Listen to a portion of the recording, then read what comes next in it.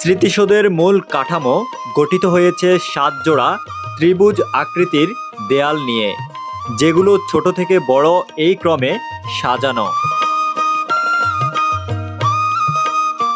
মাঝখানের দেয়ালটি দৈর্ঘ্যে ছোট হলেও উচ্চতায় সবচেয়ে বড়, সর্বোচ্চ উচ্চতা প্রায় ১৫০ ফুট।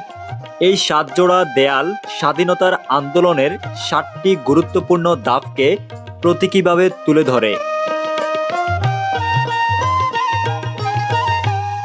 স্মৃতিসৌধ কমপ্লেক্স জুড়ে রয়েছে কৃত্রিম জলাশয়, বাগান এবং গণকবর। ১৯৭১ সালে সাভার এলাকায় পাকিস্তানি হানাদার বাহিনীর বিরুদ্ধে মুক্তিযোদ্ধাদের সঙ্গে ভয়াবহ যুদ্ধ সংঘটিত হয়।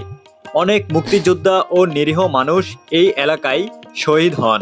যুদ্ধের পর এখানে বধ্যভূমি ও গণকবর আবিষ্কৃত হয়, যেগুলো আজ স্মৃতিসৌধ কমপ্লেক্সের একটি অংশ।